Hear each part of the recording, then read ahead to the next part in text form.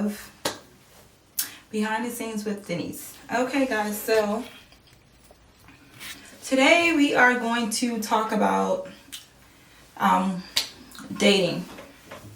You know, we're going to talk about a few questions or a few things you need to be asking when you start dating, okay?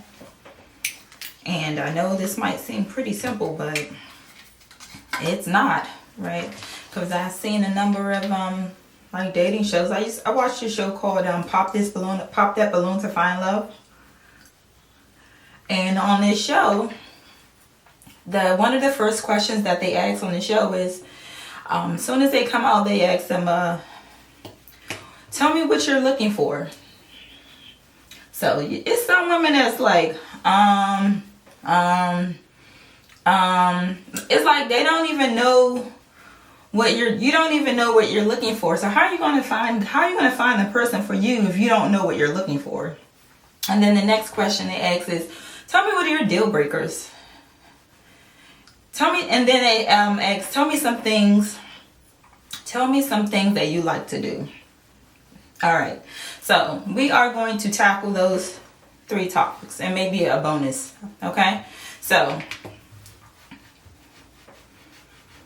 what are you looking for? Okay, know what it is that you're looking for in a man. So if you know you don't want to deal with kids, then, well, that's a deal breaker. Okay, so you're gonna say that, you know, I'm looking for a man that's emotionally available, who has a great work-life balance. What else? Who, you know, if you like to take trips once a month, you know, who want to take trips once a month, whatever it is, you need to know what exactly you're looking for, and you need to know what you are, you know, what your deal breakers are. So if you know you don't want to date a man with kids, then that is your deal breaker, and you don't change that for anything, because there's a reason why you're saying that your deal breaker is you don't want to date a man with kids, right?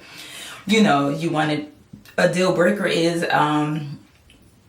if bad hygiene.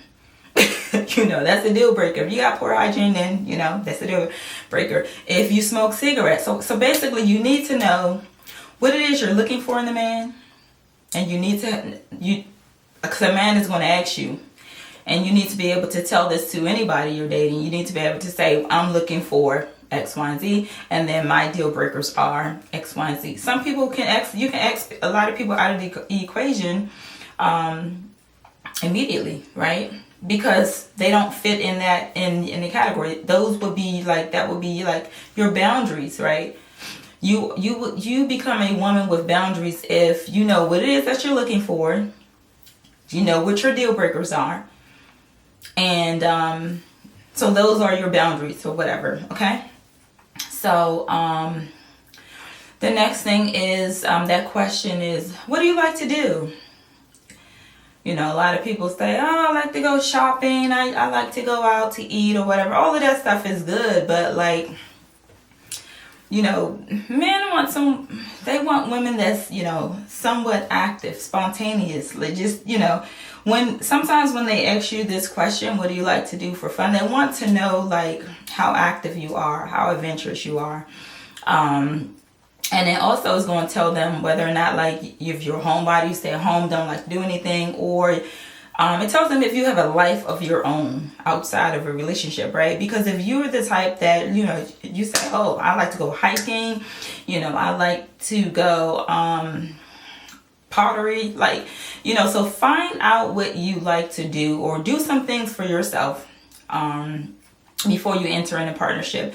Already have some things that you love to do outside of like the norm, because that you will then be able to have fun on your own outside of your man. You know, you don't need to be attached to your man at the hip, because that's codependent, and you need to be independent while inside a relationship. You still need to have your own life. You don't go into a partnership and then y'all life is just meshed together. Not, of course, when you're in a partnership, your life is meshed together when you guys get married. But when you are just dating, you need to have a life outside the man because you don't want to be sitting by the phone waiting on him to call you and X, Y, and Z. You know, that's not dating. That's not what you should be doing. That means you're tied to this new guy that you barely even know, right?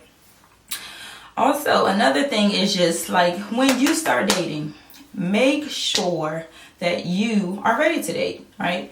You need to make sure that you are properly healed. If you just gotten out of a relationship and you know mentally you're not ready because you're still heartbroken and whatever, moving forward, whatever somebody in your past did to you, you're bringing that into new relationships. That means you're not really healed, and it's probably best that you take time to yourself until you're ready, right?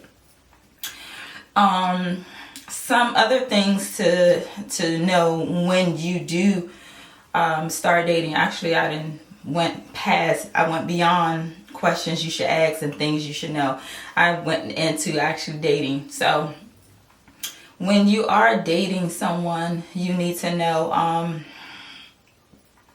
I just got a brain fog because